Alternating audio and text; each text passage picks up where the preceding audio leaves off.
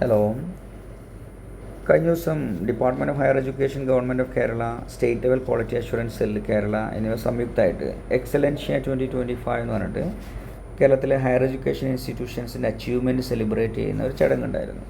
അതുമായി ബന്ധപ്പെട്ട് നടന്ന ചർച്ചയിൽ എനിക്ക് പ്രധാനപ്പെട്ടതെന്ന് തോന്നിയ ചില പോയിൻറ്റുകളാണ് ഈ വീഡിയോയിൽ ഞാൻ ഡിസ്കസ് ചെയ്യുന്നത്. ഒന്ന്, നാക്കിൻ്റെ റിവൈസ്ഡ് മെത്തഡോളജിയുമായി ബന്ധപ്പെട്ട് കുറേ ട്രെയിനിങ് പ്രോഗ്രാമുകളും അല്ലെങ്കിൽ ചില ക്ലാസ്സുകളൊക്കെ നമ്മൾ കേൾക്കാറുണ്ട്. പക്ഷേ സെപ്റ്റംബർ 2 നാക്ക് പുറത്തിറക്കിയ ഓർഡർ പ്രകാരം ഇനി മുതൽ ഈ ഡ്രാഫ്റ്റ് ഡോക്യുമെൻറ്റ് പബ്ലിക്കായിട്ട് ഡിസ്കസ് ചെയ്യുന്നത് വിലക്കിയിട്ടുണ്ട്. കാരണം ഇത് നാക്കിൻ്റെ ഒരു IPR ആണ്, അല്ലെങ്കിൽ അതിൻ്റെ പരിധിയിൽ വരുന്നതാണ്. അതുകൊണ്ട് തന്നെ നാക്ക് അത് ഫൈനലൈസ് ചെയ്ത് പബ്ലിഷ് ചെയ്യുന്നതിന് മുമ്പ് ആരും ഇതിനെ സെമിനാറിലോ അല്ലെങ്കിൽ ഇത്തരം സെഷനുകളൊന്നുമായിട്ട് ഡിസ്കസ് ചെയ്യാൻ പാടില്ല. മറ്റൊന്ന്, ഇപ്പോൾ നാക്ക് നിർഫൊക്കെ ഒരുവിധം കോമണായി, ഒരുവിധം എല്ലാ സ്ഥാപനങ്ങളും ഇതിലേക്ക് പോകാൻ തുടങ്ങി. പക്ഷേ ഇതൊക്കെ ഗവൺമെൻറ് ഓൺ ചെയ്ത ഏജൻസികൾ കണ്ടക്ട് ചെയ്യുന്നത് കൊണ്ട് തന്നെ ഇതിൻ്റെ ഒരു ക്രെഡിബിലിറ്റിയുടെ ഒരു ഇഷ്യൂ ഉണ്ട്. അതുകൊണ്ട് വലിയ പ്രീമിയം സ്ഥാപനങ്ങളൊക്കെ ഇതിൻ്റെ പുറമെ വേൾഡ് ലെവലിലുള്ള പല റാങ്കിങ്ങുകളിലേക്ക് പോയി. ഇപ്പോൾ QS വേൾഡ് റാങ്കിങ് തുടങ്ങിയിട്ടുള്ള റാങ്കിങ്ങുകളിലേക്കാണ് പോകുന്നത്. അതുകൊണ്ട് തന്നെ മികച്ച സ്ഥാപനങ്ങൾ നാക്ക് നിർഫിൻ്റെ പുറമെ കുറച്ചും കൂടി ഇൻ്റർനാഷണൽ റെപ്യൂട്ടഡ് ആയിട്ടുള്ള റാങ്കിങ് ഫ്രെയിം വർക്കുകൾ കൂടി ചെയ്യേണ്ടതുണ്ട് എന്നൊരു സൂചനയാണ് ഇതിലൂടെ നൽകുന്നത്. അതുപോലെ നാക്ക് നിർഫ് രണ്ടും തമ്മിൽ വലിയ അന്തരമാണ് ഒരേ സ്ഥാപനത്തിന് തന്നെ നമുക്ക് കാണാൻ പറ്റുന്നത്. ഈവൻ നാക്കിനകത്ത് തന്നെ ക്വാണ്ടിറ്റേറ്റീവ് ക്വാളിറ്റേറ്റീവ് തമ്മിൽ വലിയ അന്തരമുണ്ട്.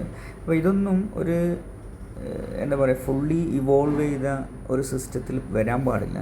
അപ്പോൾ അതുകൊണ്ട് വൺ നേഷൻ വൺ ഡേറ്റ എന്ന് പറയുന്ന ഒരു പ്ലാറ്റ്ഫോമാണ് ഗവൺമെൻറ് ഉദ്ദേശിക്കുന്നത്. ഇത് നിലവിൽ വന്നു കഴിഞ്ഞാൽ പിന്നെ നമ്മൾ ഏഷ്യ, നിർഫ്, NBA, നാക്ക് എന്നിവയിലേക്കൊക്കെ വെവ്വേറെ ഡാറ്റകൾ സബ്മിറ്റ് ചെയ്യുകയും ഈ ഡാറ്റകൾ തമ്മിൽ തന്നെ മിസ്മാച്ച് ആവുകയും ചെയ്യുന്ന ഒരു സാഹചര്യം ഉണ്ടാവില്ല.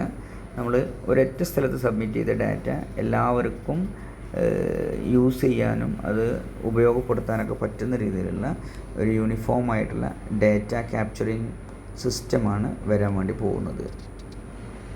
അതുകൊണ്ട് തന്നെ നമ്മൾ ഇതിലൊക്കെ ഇനി ഡാറ്റ കൊടുക്കുമ്പോൾ ഏഷ്യയിൽ കൊടുത്ത നമ്മുടെ എൻറോൾമെൻറ്റ് വിധത്തിലുള്ള ഡാറ്റ പിന്നീട് നമ്മൾ നാക്കിലേക്ക് സെപ്പറേറ്റ് മാറ്റി എൻ്റർ ചെയ്യാനുള്ളൊരു അവസരം ഉണ്ടാവില്ല. ഏഷ്യയിൽ തന്നെ കൊടുക്കുമ്പോൾ കൃത്യമായിട്ട് കൊടുക്കുക എന്നുള്ളതാണ് ഇതുകൊണ്ട് ഉദ്ദേശിക്കുന്നത്. അതുപോലെ മറ്റ് കേരളത്തിൻ്റെ ഒരു സാമ്പത്തിക സ്ഥിതി നല്ല പരിതാപകരമാണ് എന്നുള്ളൊരു സൂചന ഇതിലൊക്കെ പറയുന്നുണ്ട്. കേരളം ഒരു നോളജ് എക്കോണമി, നോളജ് സൊസൈറ്റി എന്ന രീതിയിലാണ് ഇനി കേരളത്തിന് നിലനിൽക്കാൻ പറ്റുക. അതുകൊണ്ട് ഹയർ എഡ്യൂക്കേഷൻ ഇൻസ്റ്റിറ്റ്യൂഷൻസിൻ്റെ ക്വാളിറ്റി വർദ്ധിപ്പിക്കേണ്ടതുണ്ട്. പക്ഷേ ഇതിൽ കേരളത്തിൻ്റെ ഹയർ എഡ്യൂക്കേഷൻ ഇൻസ്റ്റിറ്റ്യൂഷൻസ് മറ്റു സംസ്ഥാനങ്ങളായിട്ട് കമ്പയർ ചെയ്യുമ്പോൾ ഉയർന്ന നിലവാരമുള്ളതാണ്. പക്ഷെ നമ്മളിതിനെ ഒരു പ്രോപ്പർ ഫോർമാറ്റിൽ ഒരു ഇൻ്റർനാഷണൽ കമ്മ്യൂണിറ്റിക്ക് മുമ്പിൽ പ്രസൻറ്റ് ചെയ്യാൻ കഴിയണം. അതിനുള്ളൊരു കോൺഫിഡൻസ് ഉണ്ടെങ്കിൽ ഈവൺ അതർ സ്റ്റേറ്റിൽ നിന്നും അതർ കൺട്രീസിൽ നിന്നൊക്കെയുള്ള കുട്ടികളെ നമുക്ക് കേരളത്തിലേക്ക് അട്രാക്റ്റ് ചെയ്യാൻ പറ്റും. അങ്ങനെയാണെങ്കിൽ കേരളത്തിൻ്റെ നോളജ് എക്കോണമി, നോളജ് സൊസൈറ്റി എന്നുള്ള കോൺസെപ്റ്റ് കുറച്ചും കൂടി വിജയിക്കും എന്നുള്ളതാണ് അവിടെ ചർച്ച ചെയ്തൊരു കാര്യം. മറ്റൊന്ന്, ജെൻ സി ലേണേഴ്സിനെ അഡ്രസ്സ് ചെയ്യുന്ന രീതിയിൽ ടീച്ചേഴ്സും ഇൻസ്റ്റിറ്റ്യൂഷൻസും മാറേണ്ടതുണ്ട്. അഥവാ നമ്മുടെ ഈവൻ ക്ലാസ് റൂമുകളുടെ സ്ട്രക്ചർ വരെ, ഡെസ്ക് ബെഞ്ചസുള്ള ക്ലാസ് റൂമുകളെ കുറച്ചുകൂടി ഡിസ്കഷൻ എനേബിൾ ചെയ്യുന്ന രീതിയിൽ മാറ്റാൻ ഇൻഫ്രാസ്ട്രക്ചറിൽ വരെ നമ്മൾ ചേഞ്ചസ് കൊണ്ടുവരാൻ തയ്യാറാവണം. അതുപോലെ തന്നെ മൈക്രോ ക്രെഡൻഷ്യൽസ് എന്ന രീതിയിൽ ചെറിയ ചെറിയ സർട്ടിഫിക്കറ്റ് കോഴ്സുകൾ, അതുപോലെ ഒരു സ്റ്റാക്കബിൾ ലേണിംഗ്, ഓരോരോ സർട്ടിഫിക്കറ്റ് കോഴ്സുകൾ നേടുന്നതിനനുസരിച്ച് ഡിഗ്രി അവാർഡ് ചെയ്യുന്നത്, അതിനേക്കാൾ ഇമ്പോർട്ടൻസ് അസസ്മെൻറ്റ്സിൽ കാര്യമായ മാറ്റങ്ങൾ വരുത്തണം. കുട്ടിക്ക് എന്താണോ പഠിപ്പിക്കാൻ ഉദ്ദേശിച്ചത് അത് കിട്ടിയോ എന്ന് ടെസ്റ്റ് ചെയ്യാൻ പറ്റുന്ന രീതിയിലുള്ള അസസ്മെൻറ്റുകൾ വേണം.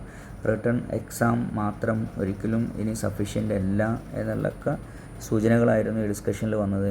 ഇതിൻ്റെ എല്ലാം അവസാനത്തെ കൺക്ലൂഷൻ എന്ന് പറയുന്നത് ക്വാളിറ്റി എന്ന് പറയുന്നത് ഇറ്റ്സ് എ പ്രോസസ്സാണ്.